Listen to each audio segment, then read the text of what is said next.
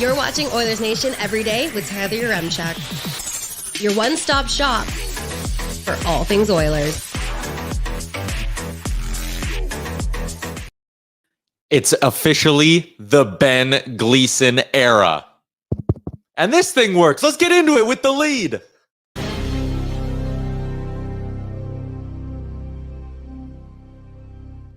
Won't know if it works until someone lets us know. Yeah, that's a good point. I think it worked. I choose to believe. Liam, welcome into Oilers Nation Everyday, a Tuesday edition of the program and a big edition of the program. As you can tell by the title, we are going to have special guest Luke Gazdic joining us in the Sports Closet studio in 17 minutes time. We're going to break down the preseason game. We're going to get hyped up for a Toronto Blue Jays playoff game this afternoon. Yes. And we are going to submit our applications to become Ben Gleason's agent. Yes. We will be hyping him up so much today that, damn it, Ben, on that next ticket, I want 10%. And I want the other 10. 20%. That's a good cut. That's a good cut for us. Especially when the deal he gets, I mean. Well, when he gets 800 million. You think Darnell Nurse is overpaid. Hello. We'll break down the preseason game, all of that stuff. And like Maynard says, all jokes aside, he was really good. I do love a little bit of preseason hype. At the same time, I mean, we kind of know what we're getting into here a little bit. But you're all bumping in the YouTube chat. The YouTube chat, as always, is brought to you by our friends at Century Mile Racetrack and Casino. Races every Friday and Saturday right out by the airport. It is a fantastic way to spend an evening. Dip into the buffet, dip into your wallet, put some money on the ponies, have a couple of Beveraginos. Beveraginos, eh? Yeah. First comment today goes to our boy Sergeant Battle, who says the soup is hot and the curse is real. And Liam, son of a gun, today we are starting with our Sherwood Ford Giant offseason question, and it's tied into what Sergeant Battle asked us. Has this preseason changed your expectations for Jack Campbell this year? He was absolutely dialed in once again last night for that preseason game in Seattle. And I will add some context to this. The second time he's played kind of close to an NHL roster and shut them down. Yeah. My expectations changed. No, because I don't want to put high expectations on Jack Campbell this year when if something goes wrong, it's not going to look very good if we all people are saying he might win the Vezina. That's crazy. Who said that? I saw people say it on Twitter, Tyler. But when you look at these numbers, that is not a mistake, people. His GAA is 980. His goals against average is better than his save percentage. It's better than his save percentage. Those are weird numbers to look at. But Jack Campbell's been lights out. He's making highlight reel saves. And perhaps more importantly, when it comes to Jack Campbell, he's stopping the shots he's supposed to, which is, let's be honest, that was always the struggle for Jack Campbell. It's the weak goals that he's given up. I think we have a look at a couple of the best moments, or one of the best moments from Jack Campbell in that preseason game, but the numbers speak for themselves at this point. As you see right here, big stop, boom, second stop, boom. Like, those are plays last year that probably squeak through Jack Campbell more often than not. And I don't want to be a guy who does the whole thing that we say every year we're not going to do, and that's read too much into preseason results. But I will say, I think it's a hair different when it comes to goalies. Me too. Because stopping the puck is stopping the puck. You know, right? Like when we're talking about Dylan Holloway and all these guys, like the regular season and the preseason can just be two totally different beasts. But at the end of the day, Jack Campbell looks dialed in. Jack Campbell, this was unbelievable save. That's a good one. Yeah, I agree. Where I think there's certain circumstances where you can take a lot away from preseason. Goaltenders for me would be the biggest one because you got to be dialed in. If I remember correctly, last preseason, Jack Campbell wasn't that good. If I remember correctly, I don't think so. I don't think he was that great. And then he went into the season and took that with him. This season, back-to-back 970 performances, allowing one goal in both games now. It's very impressive. And Skinner, to his credit, I think has had the good game against Vancouver at home, right? You were at that one. Yeah. And then on the road, it was a weak lineup. He's not exactly been given run support in these things. So I think both goaltenders have been good. I do think Jack Campbell has been a bit better. And these other things too, like the Ben Gleason. He's had a really good preseason. You can take that and you can run with it. Is he a top 4 defenseman? No. Not a chance. But he's probably good enough to play if the Oilers needed him to this season. We'll talk about Gleason a little bit more in a second. Some comments saying that Jack Campbell looks really calm. I agree. He looks really, really calm. One thing, and I suppose this might be a difference, and Alex points it out, pressure in the preseason is the one thing goalies wouldn't deal with as much. Yes. And again, maybe where Jack Campbell's a bit unique, and I know we're probably just doing the preseason hype thing a little bit too much right now, but you don't think Jack Campbell's facing a little bit of pressure this preseason? If he would have came in and got lit up in both these games, what's the conversation like right now, right? Like, and that's where I'm willing to give him a little bit more credit for how well he's playing. 1 week ago, or I should say 6 days ago, Frank Saravalli sat in that seat right here. I can still feel him. And he said, do you think there's a chance Jack Campbell starts opening day in Vancouver for the Edmonton Oilers? I said, Frank, you're insane. What do you know? Turns out he might know something. I think right now, Jack Campbell gets the start on opening night in Vancouver, and you start Stuart Skinner in the home opener, and you split the first 2 games. I think that is the most likely scenario at this moment. Maybe it's a hot take. Give me the Star Mechanical hot take hat, which is a thing. Oh, yeah, we got to get that. Yeah, I know. I left it at home. My bad. The goalie mascot. Don't pass it to me. No one can hear a word you say. I think he might be the opening day starter. I think when Frank planted the idea, I had a good think about it after my drive home and over the weekend. I think it makes sense. I think it makes a lot of sense. And I don't think it takes anything away from Stuart Skinner from last season too. Because I do think it's Skinner's job to lose. Mm-hmm. And I don't think Skinner has done anything yet to lose the job. And he should have a long leash too. But it makes sense because you're on the road. They're probably going to split those 2 games anyway. Less pressure for Campbell on the road too to actually perform. Come home, Stuart Skinner gets a start. I think it's just a good way to split it. And I think there's an element of sending Jack Campbell a positive message that says, hey, look, this is a competition. Someone in the chat just said they want it to be a war for that starter's job all year. A friendly war at that, but a war where every night the Oilers are going with the best guy. I think it sends a message to Campbell that you play good, you get rewarded. Yeah. And guess what? If you play good in the regular season, you're going to keep getting rewarded, man. Mm-hmm. The thing here, I do agree. It's Skinner's crease to lose to some extent, and he hasn't done enough to lose it.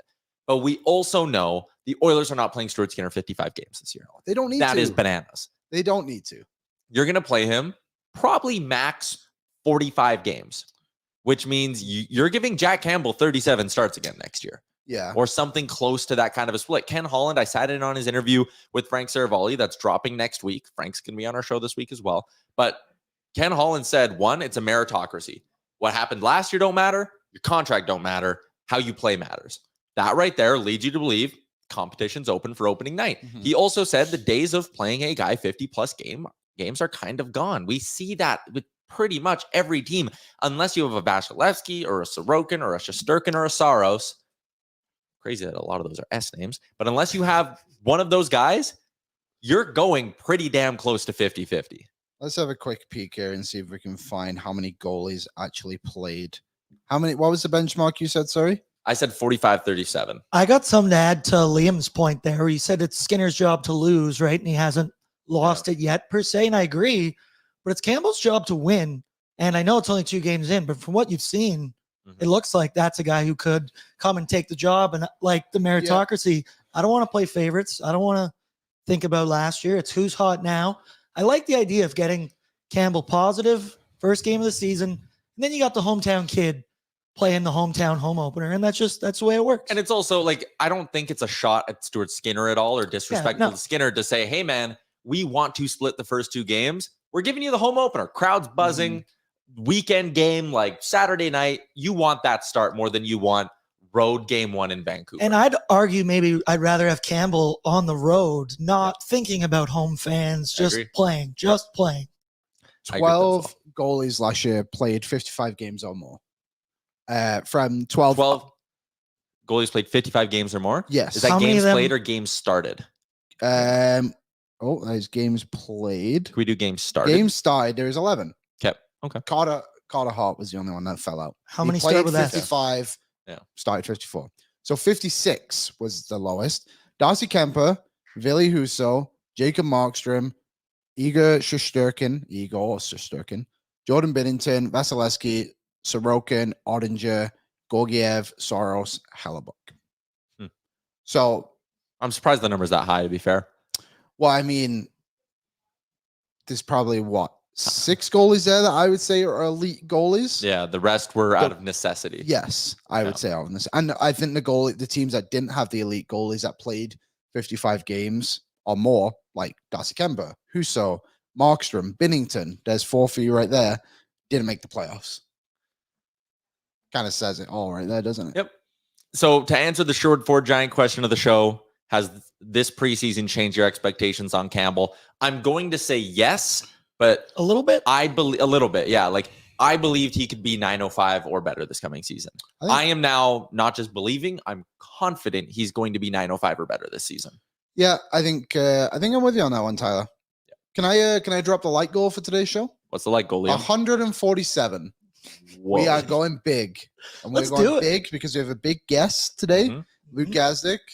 And that number is how many games he played in the NHL. If you like Luke Gazdic, you'll like the video. It's a simple thing. There you go. Exactly. 147 is the light goal today. Hammer that light goal on the YouTube. If you're participating in the Century Mile YouTube chat, you know what to do. And also, you can't talk in our chat if you're not subscribed anymore. Yeah. So if you're sitting there being like, why can't I drop a comment? Subscribe. How about that? It's easy. Yeah. We want to get to like 17K by the end of this week. I think we're at 16.8. Yep. 16.7, something like that. Gained quite a few yesterday. So thank you, everyone. Welcome aboard. We're here every day. Every day at noon. Saturday, Sundays. Yep. Don't work weekends. Can't listen to Bob anymore at noon. Whoop. Whoop. Luke Gazdic's going to be joining us the first Tuesday of every month this year. Nice. It's kind of like your early dismissal, but we got Luke Gazdic. Something to look forward to. Yeah. It's a good way to kick off. That is like early dismissal. Wow. Yeah. Let's go. Luke Gazdic. I have not even thought of that concept in a long time. But blew my mind good. Right there. Speaking of early dismissal, today would be a good day to have early dismissal because Major League Baseball, they love playoff baseball. This is what you play 162 for. Mm-hmm. How about we drop it right in the middle of a work day? Huh? Like, that's so dumb. So dumb. Don't the Cincinnati Reds just play at like 11? I find they're the one team that always plays day games. I don't get it. Up until like 98, the Chicago Cubs didn't have lights at their stadium, so they could only play during the day. Really? Oh yeah, like it's at Wrigley. I don't know. Like if you Google when did they install lights at Wrigley Field, it's like after the internet was invented. They were finally like, lights. Oh, yeah. That's why they didn't win for 103 years. So they're trying to play in the damn dark. Yeah, don't see anything. Shout out to Joel in the chat. Watching from Northern BC, been following forever. Listening from a coal mine. Oh. Well, okay. Internet's everywhere, folks. Yeah, well. Yeah, Alex says best of 3 baseball is a joke. We'll talk more baseball a little bit later. Luke Gazdic's a big Blue Jays fan, so we'll talk about it with him too. But let's continue our conversation about last night's preseason game. Tyler Yamamoto scored a goal against us. Kind of awkward. It was a bit awkward. Kind of like seeing your ex at the club. Yeah, it is. It's not a nice thing, but you always feel Speaking of awkward. Speaking of exes. Rocking 94, not a good look. No, that's not. It is quite funny that that's the number he went with after. Maybe it's a hat tip to us. Maybe he's like, "Hey, Oilers fans, I was your Smitty. He was mine. That's for sure." Yeah, I mean, Devin's score. Those jerseys are actually really nice from behind. Mm-hmm. But imagine if just like on the bench, because it was McMullen that took this picture. Actually. Oh, really? Yeah, McMullen. Yeah, he was there. Imagine if it was just like Larson, Dave Tippett snuck on the bench. Advisor. Yeah, Schultz, the whole gang. Yeah, they got a gang over there. They have a ton of former Oilers on that. Yeah, keep him in the division. Devin Shore. I don't know what he's going to do this year. I'm actually a bit surprised he even left the Oilers. Play for the Coachella Valley Firebirds. That's what Devin Shore is going to do. Is that the team? Yes. It's a nice place to live. Do you know who else is with the Coachella Valley Thunderbirds? Shane Wright, Firebirds. Firebirds? No, Grant Fuhr. He is. He's a broadcaster with them. He's a broadcaster with them. I learned that on the Kevin Curious show. There you go. Shout out to Sports 1440. Yamo, great. They did a random shootout at the end of the game. That was I was confused. I was confused. If you're fine with it. Oh yeah, it's like for practice, and I think for like game ops and everything too, like to get in the rhythm. But if you're Philip Grubauer, you got to be sitting there being like, "Fucking seriously, guys!" Like Leon Draisaitl undresses him, and he's like, Couldn't have done it against the Canucks. We got a preseason game against the Ducks next week. Why didn't we practice our shootouts then? Like Philip Grubar, I felt for him. Somebody, I can't remember who it was. Somebody tweeted out yesterday, is like, oh, Leon Draisaitl has a move in the shootout. What was that when he just came in with a slap shot last year? He was like, there was a stretch where he was like 0 for 5 in the shootouts. Very bad. And then he just like took a slap shot. Yeah. But yeah, that was a nasty looking move. Nasty move. Jacob says Adam Larson was good last night. Made me miss him a lot. Yeah, I really miss Adam Larson as well. It's one of those things though where like you don't blame him for why he left. I think everyone kind of knows the situation there. He's got 2 years left on a deal though. 2025 NHL trade deadline. Anyone? How old is he? Are we getting too far ahead of ourselves? I don't know. No. Larson at 50% retained at next year's deadline. We talked Tyson Barrie at this deadline. I'm sticking by Tyson Barrie. I think that is I don't think it's gonna happen. I don't think it's out of the realm of possibility. Anything's possible. Anything is possible. Kevin Durant once said that. Kevin Garnett. What did I say? Durant. What did he say? What did Kevin Durant say? Oh, you're the MVP. Yeah, you're the real MVP. You're the real MVP. Xavier Bourgault is the MVP of last night's hockey game. Couple of goals for the Oilers' former first-round pick, and he does it all in just a nice, tidy 11 minutes of ice time. Yeah. +2. Ben Gleason set him up on one of them. Ben Gleason on the ice for every Oilers goal, or 4 Oilers goals. Yeah, every Oilers goal last night. But I want to talk about Bourgault first.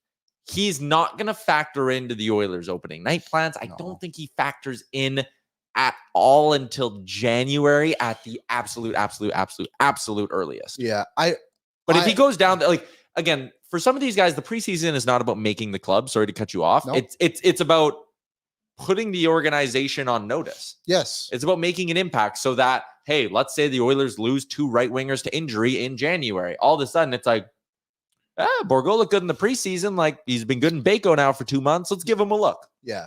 I don't think he factors in this season in more than a call-up role. I don't think the Oilers are going to need him, unless obviously something happens and then you're obviously going to need him. But I like the pressure that he doesn't have. Yep. Like, I know he's a first-round pick, and there's always pressure with being a first-round pick and succeeding. And obviously, we see Wyatt Johnston going every year he does, and everyone wants to talk about Jesper Wallstead. But I think Bourgault quietly had a pretty good camp. He was good at the Penticton. He put us on notice, like you just said. Yeah, he did. Yeah, and now if he can go to Bakersfield and have 50-point season, it's a good year. Good. And then this year, he can come up because the Oilers are going to need cheap deals.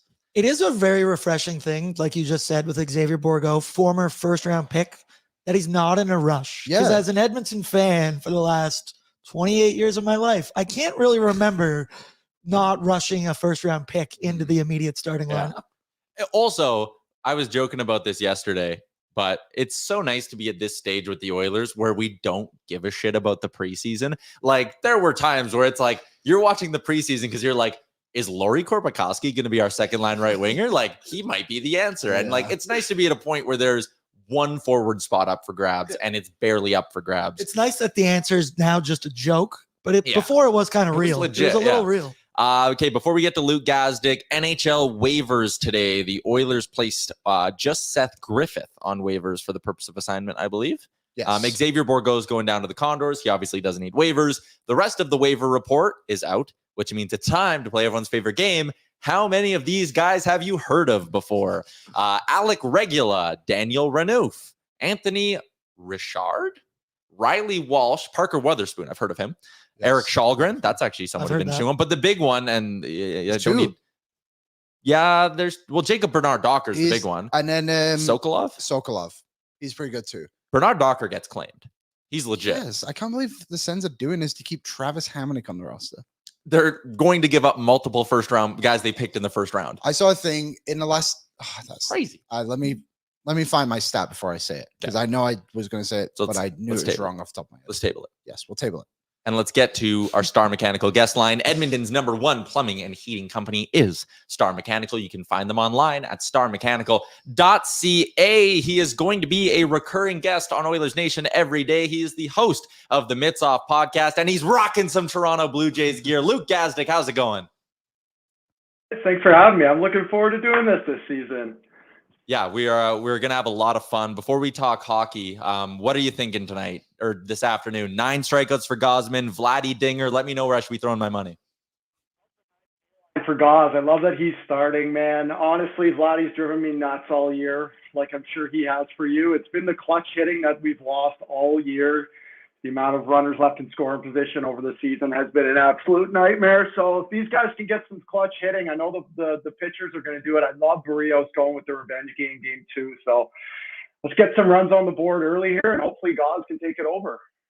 Yeah, the starting pitching is without a doubt the biggest reason to believe here. We are about 2 hours and 15 minutes away from first pitch between the Jays and Minnesota Twins. We're going to pick your brain a little bit about this Oilers roster. But first, a couple of days ago, as I'm sure you know, was the anniversary of a pretty big moment. Luke Gazdic's first goal as an Edmonton Oiler coming split seconds after his first shift as an Edmonton Oiler started. Aaron, we got the clip. Luke, I want to talk about this a little bit. Kind of what do you remember from this moment? Did your mind just kind of go blank once you saw the puck go in?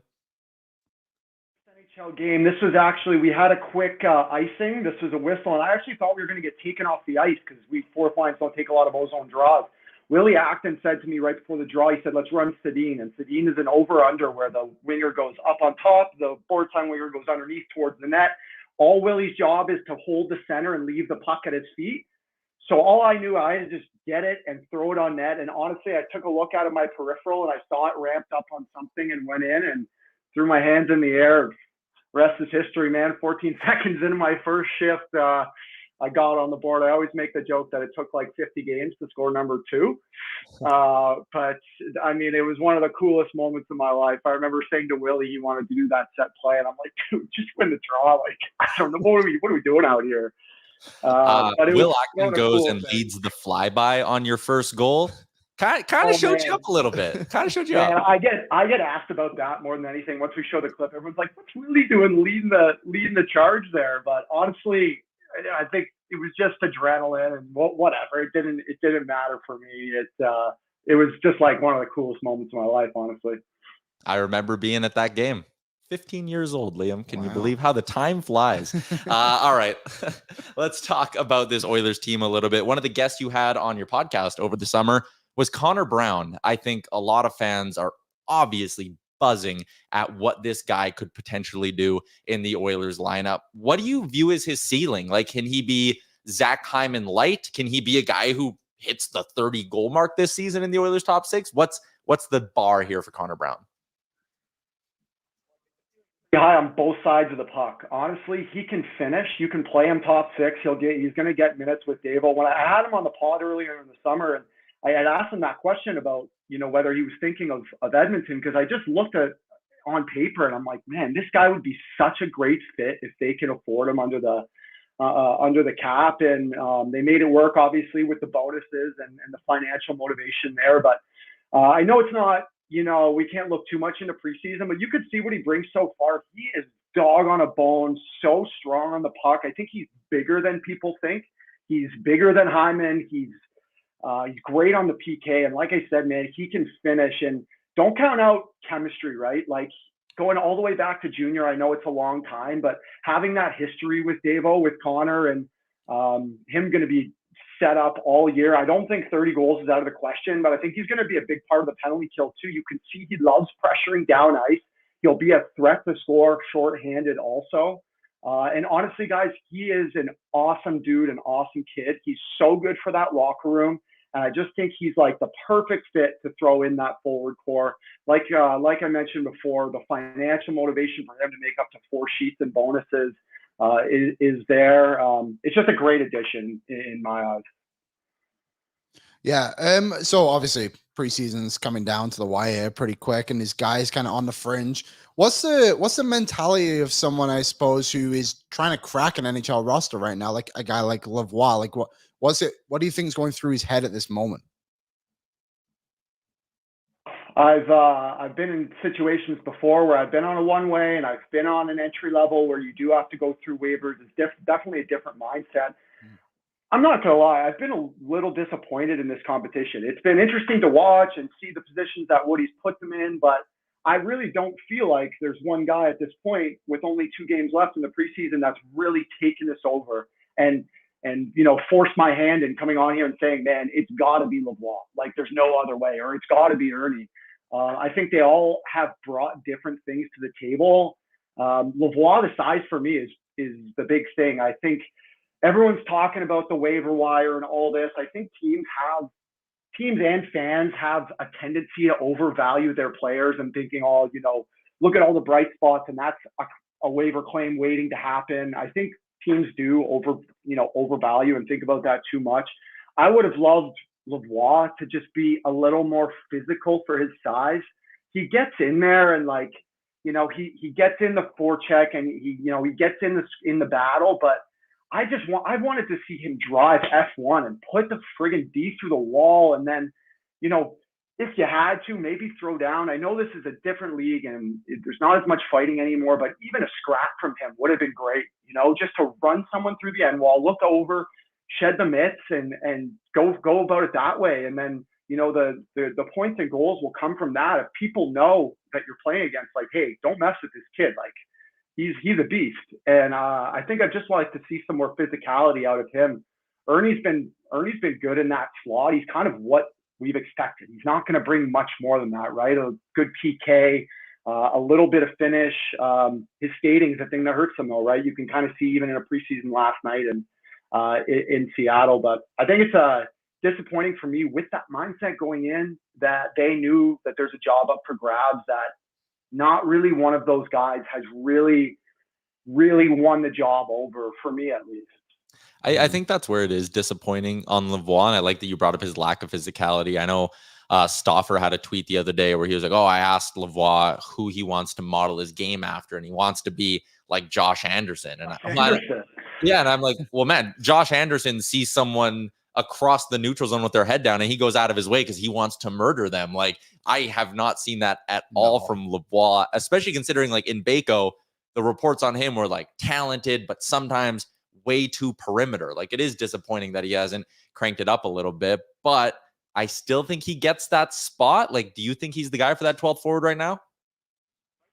That way, and the way Woody's using him is a tell sometimes too. Giving him shifts up with Davo in the third period last night. They scored right on the first shift. For me, he's probably been the guy, but like you said, I don't want to rip on the kid. I would love to see some more physicality out of someone that big and that strong, and just getting kind of out muscled too. I know it's Adam Larson and he's a high caliber NHL defenseman. But that play where he tried to drive the net last night, he just gets steered into the corner. Like, just spin off at least and try to take that puck to the net harder. It'll come with time, but it's one thing that the NHL doesn't have is time. You don't have time in the league to show what you can bring before they're going to bring up the next guy. So right now, I think for me, it's probably Lavoie, but I think Woody's leaning Ernie. I think he likes that stability on the fourth line. I know he wants a center though. So the one guy that I haven't, seen much of it enough is Lane Peterson. I think that was almost his job, gift wrapped. And I don't think he's brought that game that, and obviously it's hard to tell in preseason, but that's their time to shine. He's the one guy for me that's just kind of fallen out of the race. Yeah, that really has been disappointing. Yeah. I think another guy who has a lot of pressure on him this preseason is Broberg. Oh yeah. Have you kind of seen anything from him in this short span so far this season that could indicate he could play every single night in the NHL? I think that's what fans want. People think he can be a top 4 defenseman. A week ago, we were drooling about the possibility of him being on a pairing with Ekholm potentially to start the year. Have you seen that much from Broberg? With him, man, he gets it hard, eh? I'm getting more into the Twitter sphere here and reading everything about him, but I think it's frustrating and tough with Bro because you see flashes, right? Like last night in Seattle, he gets the puck, pumps fake, opens his edges, goes down the wall, and chucks a nifty little backhand sauce for a one-timer, and you're just like, man, where's that? Like show me more of that. I think it would be different if you start playing him with Matthias. I think I don't know if they're going to try that out for a sustained period of time, but I think it's a no-brainer to throw those two as a pair and let the kid play. Let Ekholm kind of bring him along. But I've always been a fan of his game.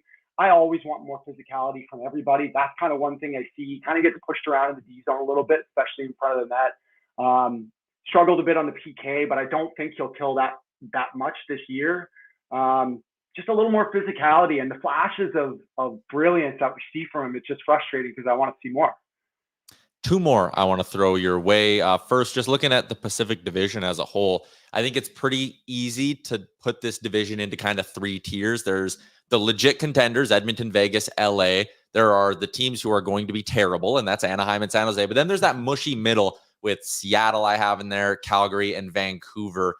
One, potentially two of them could get into the playoffs. Out of that mushy middle tier, Kraken, Flames, Canucks, is there one of them you believe in maybe more than the rest? One that you think is more of a threat to push towards that top tier? I lean Seattle just because I watched them play so much last year. Working the desk at Sportsnet, we're always doing the late games, and they're always on. And honestly, it is such a weird team to watch just because of the kind of no superstar thing and basically four lines that roll. But you could see last night how fast they are. Not only how fast they are speed-wise, but how quick they bounce the puck around. It's tough to defend. It's players that you can see. I already named one of them, but some players get exposed playing against Seattle just because they dish the puck around so quick. Too many question marks in Calgary. I like their roster, but whatever it is, culture or guys not wanting to play there, I don't really know what's going on. I played for head coach Ryan Huska in Stockton. I really like him. I think he's the guy for the job, but he's got to get his vets and some of those guys on board early and selling the vision, getting them to play with pace. And who knows with Markstrom, right? Are we going to get the Markstrom from 2 years ago, or are we going to get the 35 one-goal losses they had last year? Vancouver, for me, is like the most frustrating because it's a potential Norris winner in Hughes, who I love, a potential Vezina winner in Demko, who I love, and an emerging top 10 forward in the league in Pettersson. And I just feel like with the coaching carousel the last couple of years, they've really lost their identity. It's like, what is Vancouver? Like, what are you? And I think Rick Tocchet's trying to figure that out too. And I think there's just too many question marks there. Their roster really falls off, especially on the back end. They're pretty thin back there. So I would lean Seattle boys right now because they're the team that's just, they've shown consistency over the last couple of years. And even through the preseason, from what I've seen, they're not going to play any different. Luke Gazdic, host of the Mitts Off podcast. I wanted we got the link. We'll put the link in our YouTube description today. You are 8 episodes into this thing. If you had to recommend one interview to someone who's never listened to your pod to start off with, which one do you recommend? Oh, good question. I would say for almost comedic and entertainment purposes, Jordan Binnington was a fantastic interview. He's so dry and so funny. And I think he just has a different perception in the league of people that don't really know him, of who he kind of really is, who's just like this chill, hardworking, down-to-earth guy. And if you really like hockey and you like more specific, detailed hockey talk, Ryan Strome was fascinating. He is like so studious of the game. And he kind of talked about Anaheim and what they're going through, but he's a really smart guy and just had a couple really good, quote-worthy, like hockey-specific stuff. So it's been exciting to do so far. We just did number 9 coming out here soon, and hopefully we'll have ton more of those for you guys throughout the season. That story Tyson Berry told, it's your pinned tweet on at Luke Gazdic. That story about the Wedding Crashers is the fucking funniest thing I've heard in so long. That's crazy. He just dropped Wedding Crash. He's like, yeah, I had a couple crashers, and I thought he was just joking. And I'm like, wait, no, you actually did. And then obviously you saw the story, but I was just like, that is too funny that someone went through the whole shebang to get past security and suit up and get tagged taking pictures of Connor on the dance floor is just the ultimate dagger. Too funny. We do want that footage of McDavid dancing, though. That is something we would like from those Wedding Crashers. Luke, it's going to be a lot of fun chatting with you every month on the show. Thanks for doing this, man. Go Jays. Boys, let's go Jays. All right, there you go. Luke Gazdic on the Star Mechanical guest line. Find them online, starmechanical.ca. If you need 24/7 emergency repair, you know who to call. It's Star Mechanical, 780-481-8873. That might be the best segment we've ever done. I can't wait to do that all year. That was awesome. Yeah, that was electric. That was a fun one. I love his honesty in the answers. Like, some people might beat around the bush when you ask him about Lavoie, and he's like, no, he's not been good enough, and a lot of other guys haven't been good enough either. And he's true. We discussed that yesterday as well. Like, no one's really grabbed onto that spot.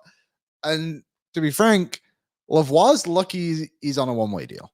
and he's not the one trying to fight for a spot here. Yep. Right? Like, honestly. If he was waiver eligible, he's going down. He That would is be. the only, like, not the only reason he'll make the team, because I do think, like, he's been fine. Yeah. But yeah, if he was waiver exempt, he'd be in Baco. I'm very curious to see what happens to Lavoie, because Ken Holland has said he's not in the business of kind of waiting around anymore. I don't think the others are going to send him down tomorrow. I don't think they'll send him down the day after. But if you're the night before the season starts and a few other forwards have been claimed throughout the league from lower end teams, maybe that's when you try and push Lavoie through. If you don't want to keep him, obviously. If McLeod doesn't play opening night, you can kind of keep him on your roster. But I don't know. Like, Ty Smith made it through waivers. Can Lavoie make it through? Like, waivers is such a crazy thing. It's a tough thing to predict. Today will be interesting with Ottawa to really know what waivers is all about. Cal Peterson on waivers out in Philly too. Really? Big ticket. Yeah, he's and he kind of sucks. Wow, he fell off. Oh yeah. I mean, like, the Kings gave him that deal, being like goalie of the future kind of thing, and now, I mean, who would he have even lost his job to? Felix Sandstrom, I guess, is going to be the backup to Carter Hart in Philly, and the Flyers are going to sit there with $4 million in dead cap space, $3.9 million once he's buried. So really, really interesting there. The biggest takeaway that I thought I took away from Gazdic there, though, was Adam Ernie, that he thinks that Jay's going to roll with Adam Ernie. That surprised me. It did for me a little bit too, but I don't know. Like, it's kind of lining up. Like, in Ernie, that role, it makes sense. He's showing up. Like, he had the goal against Vancouver. He's been decent the whole time. Like, if the Oilers just want a hard-working guy on the fourth line, Ernie's going to give you that. Lavoie's not. If that's what they want. Yeah, and Hamlin's going to give you that. Lavoie's not. I know Hamlin went down today, but it's a similar kind of guy, right? It's disappointing that, like Luke said, we haven't seen a bit more of that physicality from Lavoie. There is a part of me that doesn't want to pull the shoot on him, and I want to go, okay, let's see what he gives me in the regular season. Yeah. Arenas rocking, all of that. Like, does it get his juice going? But at the same time, like, you're fighting for an NHL job and you can't bring it. So it's like a little bit hard to believe that magically come game one of the regular season, he's going to bring it. Like, I chuckled when I saw the Josh Anderson comparison, because I'm like, not even close. That's the whole thing with you, Raph, is that you can shoot, you can score, you have this really, really good offensive side of your game, but you're never going to be just a guy who can rely on only that. You got to bring a little bit more, and that's been the disappointing part for Lavoie. But last night Lavoie played 13:36, and in the fourth, a lot of football recently. In the third, like Gazdic said, he played with McDavid and Holloway, and Holloway was good. He was decent, but Lavoie he couldn't find his feet. We'll see. He's got a couple more games. I think he'll play both. We'll see what he can do. I'm not giving up on him. Will Raphael Lavoie be in the lineup on opening night? I don't know, but I know where you'll be on opening night, and that is at our party at Greta. It is the kickoff party partnered with Greta, and all in support of kids sports. So if you go to nationgear.ca, you will see the banner at the top. You can buy your tickets on the site, and there is a lot that comes with your ticket. 1, you're supporting a fantastic local charity. 2, you're going to get a nice little swag bag. You're going to get in on some drink specials. I hear hot dogs are on special that night. I heard that too. And $2. Here's what you do. You order a what? Throat sliders. Never heard that one before. I'd like you to never say that on the show. Glizzies. Get a tray of hot dogs. Yep. Get some of the beers that are on special. Take a straw, poke the center out of the hot dog. Hot dog's now your straw. That is awesome. That's how you get all your nutrients at once. Nationgear.ca. You know what else is going to happen when you buy that ticket to our kickoff party? You're going to be entered into a draw to win tickets to a rather big hockey event happening at the end of October outdoors here in Edmonton. There you go. It'll be a good time. Let's watch us play on like an outdoor rink. So we're just playing shitty. The Oilers Nation golf tournament. Got him. You just totally dupe everyone. Keep all the money. Nuge Lover, did Tyler and Liam find out what they're wearing for the season opener yet? We have not. If you missed that earlier on, Liam and I went head-to-head with Jay and Chalmers from Real Life at the Oilers Nation golf tournament out at Mill Woods. And we said the winning team gets to pick the outfit for the losing team at the season opening party. That is, I'm a little worried. A little worried. I'm not sure what's going to happen. I'm curious and I'm afraid. I've heard some talking behind the scenes that I'm not allowed to share with you guys. That is not good. I'm gonna plead the fifth. Let's get to, you know what? It is time for the Betway Other Sports Report because there's a little bit I want to sink my teeth into today on the sporting calendar. Jays playoffs get rolling in, again, just under 2 hours now. The Jays come into this game as underdogs, which is kind of expected. They're the lower seed. They are on the road. They're plus 100, so dead on even money on the money line. Kevin Gausman's over-under for strikeouts is set at 6.5. I think there's an interesting spot here if you do want to back the Toronto Blue Jays, and that is just playing together a Jays win and going with Kevin Gausman to get 8 strikeouts. It's 3-1 on Betway. Just to win in strikeouts? Just to win and 8+ strikeouts. Oh, let's rock. That's really good value. Listen, if you think the Jays are going to win this ball game, it's going to have to come off the back of a Kevin Gausman electric start. He can rack up the strikeouts. I think this Twins team's a little volatile in that sense. I would probably back the under in this ball game just because Pablo Lopez has been very, very good as of late as well. But hey, it's playoff baseball. We touched on this yesterday. All you need to do is have your bats get hot for 2 weeks. And I think anyone who's been following this Jays team over the last 4 or 5 months here since the start of the season, they know that these bats are more than capable of getting hot for a 2-week stretch. They haven't done it yet this year, but with the talent in that clubhouse, I think they can do it. So Jays, big game for the Jays. My official predictions for all of the series in baseball, I am going with the Rays in 2, the Jays in 3, the Diamondbacks pulling off an upset in 3 games, and the Phillies shut up Frank Saravalli. They are going to sweep the Miami Marlins. So there's my picks on Betway 19+. Please play responsibly. You going to get dialed into this Jays playoff run? I'll get involved with the playoffs. 162 games a bit much for me, but I can do 3, then 5, then 7. Let's hope, man. What do you think about, as you're the Blue Jays Nation guy, that we're starting Barrios game 2 over Chris Bassett? I'm hearing a lot of noise about that. Yeah, Barrios revenge game, I think, is an interesting angle to it. I worry about him getting up for a big game. I always think back to when he started the season opener a few years ago and just got lit up and never recovered from it. I don't like it. I would have preferred they not reveal their game 2 starter and based it a little bit more off tonight's results. Do you need to leave? Badly. Okay, go. I'm just trying to adjust. Sorry. Okay. Yeah, get out of here, Liam. Liam drank an entire iced coffee before the show. I told him not to. Now it's just me. Should I come hop in his chair? Yeah, run around. You could put me back on the tight shot though, since Liam's gone. I would have preferred to answer your question now that whatever just happened. They base it off tonight. If they win tonight or today, you go with Barrios in game 2. You put this thing away. If it's a must-win game, I'd prefer to go with Bassett. 2 Tylers on the screen. Back to 1 Tyler. I don't like, and then Liam's got to come back now. That was incredibly inconvenient. Couldn't have grinded through the final 10 minutes of the show. Unbelievable. Now my iced coffee's more in the shot. It's just we're in shambles. Shout out to Kennedy for going and picking those up for everyone. Maynard, Liam has a bladder like my 92-year-old mom. Yeah. Twisted. Bassett has been incredible this year. And I hate the idea of going through potentially, knock on wood, losing this series in 2 games and going, holy shit, you left Chris Bassett sitting on the sidelines the entire time. Like There's no time to mess around. That's why I don't know how I feel about this kind of starting alignment here. Yeah. You're right. It's after today. We'll see where I'm at with my panic button. Jays money line, Rangers money line, Diamondbacks money line, Phillies money line. Load them up 13-1. Giddy up. Playoff baseball is upon us. Oh yeah, I forgot this. I'm very excited.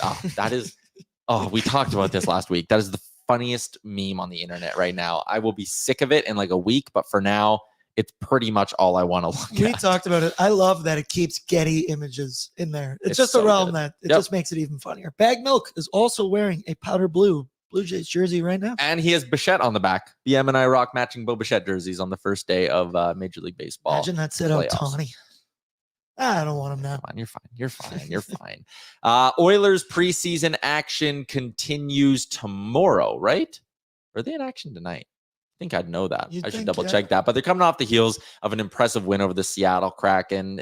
There was a lot to like in that game. Bourgault solid, Ben Gleason solid, and that's where I kind of wanted to go next. The Oilers do play tomorrow against the Calgary Flames, so we'll get set for that tomorrow on the show. But with Ben Gleason, a lot of like A lot of hyperbole, I think, is kind of a good way to put it. Welcome back, Liam. Oh, thank you. I'm proud of you, buddy. Well, actually, no, I'm the opposite of proud of you. You're going to now sit down and we have like the final 8 minutes of the show. I literally couldn't have waited any longer. All right. I had a full iced coffee. And your entire... I drank this. Yeah. Yeah, that's fair. That's live production, folks. I was just talking about Ben Gleason. The answer? Yeah, the answer. A lot of hyperbole. A lot of people saying, oh, you put him on the team over Desharnais or something crazy like that. It's not going to happen. But again, this goes back to a lot of different ways to make an impact in the preseason. And with a guy like Bourgault, I think his solid play has put him on the radar for a call-up maybe earlier than we would have thought 2 weeks ago. And I think Ben Gleason's the same way. I think just based off what I've seen now in the preseason, and I know the handedness can always throw this stuff off, but Ben Gleason has jumped a guy like Marcus Niemelainen in the call-up order. Yeah, I think Ben Gleason has put himself firmly in the 8th defenseman spot. He's jumped Cam Dineen. He's jumped Marcus Niemelainen. That's what the preseason's done for Ben Gleason here. He's been that good. I think that's an astute pickup by the Edmonton Oilers. A very smart signing. Probably jumped Hoffenmeyer as well. I really, really like his game. He seems versatile. Seems like a guy you can plug into a bunch of different spots. That was a good find. And again, this preseason and this strong play does not go to waste because he's likely going to get sent down in the next week. He's made an impact, and that won't go away. And that matters too, right? Like imagine, let's just say Vincent Desharnais has a bad first 20 games or so of the season. And they think, well, Ben Gleason was pretty good for us, and he's had a good start in Bakersfield. Like they're not going to hesitate to have to call somebody up. And we've always spoke about like the organization needs depth, and you get a guy like Gleason who had 33 points in the AHL last season in almost 70 games. Like he's a good player. I don't think he should start on this roster opening day. I know a lot of people like that, but to be respectful to the players you have in that position already, I don't think he's maybe been better than Desharnais. If this was the 2013, 2012 Edmonton Oilers, he's there. But we're, like we said earlier, we are at a different spot with this organization. There are not that many jobs up for grabs with the Edmonton Oilers anymore. No. When you come to camp, you know you are basically fighting for your order on the depth chart, your order on the call-up list. And Ben Gleason's moved up. I think Lane Peterson has moved down. That's a guy who I've been disappointed in this year. We talked about that with Luke earlier on in the show. I've been really disappointed that Lane Peterson didn't grab the bull by the horns. A tad disappointed in Lavoie, but overall, I think he's been fine.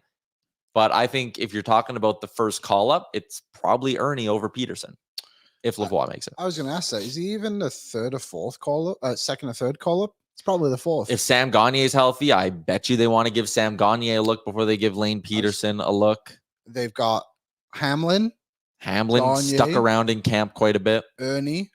Brad Malone is still here. Malone. There's 5 guys ahead of Peterson right now. And I know there's a couple games left and he hasn't been sent down yet. Yeah. Hypothetically, he's probably the 6th, 7th guy you would call up. This isn't accurate, but who are you throwing in that Lane Peterson slot right there? I think the most defenseman. Yeah, it's a 7th defenseman. I think that's the most likely outcome here is that it's both Broberg, Desharnais in the lineup, and the Oilers go 11-7 on opening night in Vancouver. I don't see a big problem with doing that either. I have no issue with that whatsoever. No, I don't either. And I think the fact that obviously it's preseason and not everyone's playing, but like McDavid's getting shifts with random guys too. He's trying to build up familiarity. That's a good point throughout actually. The lineup. Last night, Raphael Lavoie in the game with the Kraken spent 4 minutes and 43 seconds of his 5-on-5 time on ice with Dylan Holloway, 4:33 with Hamblin, and then 4:10 with Connor McDavid. They gave him more than just a couple of shifts with Connor McDavid. That is not insignificant. No, it is not insignificant. All right, we crushed out the Betway Other Sports Report. Shout out to Betway 19+. Please play responsibly. Also, big shout out to the Sports Closet right there. Right there. If you want to go grab a Heritage Classic jersey, they got them. And another thing they're going to have is Heritage Classic gear, which I think has the potential to really, really pop. So keep it locked. Sportscloset.ca, 3 locations in the Edmonton area, St. Albert, Sherwood Park, and Kingsway Mall. Maybe that's where I invest my money in all of this. What do you mean by gear? Like I can get the leather pants and gloves, or like a nice jacket? I was like, what do you? Nice jacket. Yeah, I like the idea of kind of that logo on a hat. That would with that felt look, that'd be sharp. What are we talking here? The oil drop and the... No, I think I kind of just like the ribbon part. Like if you could get this part on a hat. I think that'd look really cool in that kind of felt look and stitched. Yeah. Sharp. Cool. Let me know, Sports Closet. 93 likes. Let's get that up. 8 minutes. Bump those numbers up. Let's see how close we can get. Yeah, hammer the like button if you're still watching. I'm going to like it on my personal YouTube. Thank you. We have 93 now. Nuge Lover says they have some cool toques. So, Sports Closet looks great. Yep. Every time I go to Sherwood Park Mall, I go to Sports Closet because it's always just fun to walk around. There's some sweet Oilers Nation merch too. This is how it goes. They do sell Nation gear. I go to Sports Closet, grab my gear. I go across the street to Purdy's, get an ice cream. And I wander way down to Indigo. Read a book, grab my new book, and grab a coffee on the way out. Thanks, Liam. Only one of those 3 businesses paid for us to talk about that. So thank you. I want to go to the mall and just see Liam randomly just eating ice cream by himself. You say that like you do it quite a bit. I've done it. You sent us a photo the other day of you eating ice cream at the mall. Delicious. All right, let's wrap up the show with our favorite memories brought to you by Alberta Blue Cross. There's only one thing better than sharing memories, and that is making new ones. Alberta Blue Cross travel insurance protects your memories. Find more online, ab.bluecross.ca/travel. Liam, favorite memory of the show? My favorite memory of the show today, Tyler, was having Luke Gazdic on the show. And he's going to join us every week. Once a month, every Tuesday. Once a month. First Tuesday of every month. God damn it. Come on, Liam. It's always great when we can have former Oilers on the show. Yep. And he looks like he's going to be a great guest for us. My favorite memory was talking about the Blue Jays with him, because I'm very excited for the Blue Jays game. It's quite literally all I've been thinking about all day. Aaron, your favorite memory of the show? My favorite memory of the show, shout out Blue Cross, was when Liam awkwardly walked across the screen to go to the bathroom. I told you guys. I wouldn't have done it if I didn't have to. No, I believe you. Hey, and you're back. I'm back. I was quick. Yeah, you were. You must have hustled up and down the stairs here at the office. That was what I was thinking. Step. We're on the second floor, and the bathrooms here are in the basement. So you gotta really fly go down them, basically. Yeah. Shout out to Alberta Blue Cross once again. Betway, Star Mechanical, Sherwood Ford, the Giant, Greta hosting the season kickoff party next Wednesday. I can't wait. Sports Closet and our friends at Sherwood Ford, the Giant. We will chat with everybody again tomorrow. Still coming this week. Oilers preseason roundtable. Frank Saravalli once again to take us around the NHL. Maybe another special guest worked in on top of that. Big shout out to Luke Gazdic. Big shout out to everyone. We got over 100 likes. Yep. Hammer that button before you go. Hammer the subscribe button as well. Thanks for tuning in. We'll see you on Wednesday. Flippity flop. Thank you for watching Oilers Nation Every Day. Hit the subscribe button to never miss a show. And for more, visit Oilersnation.com.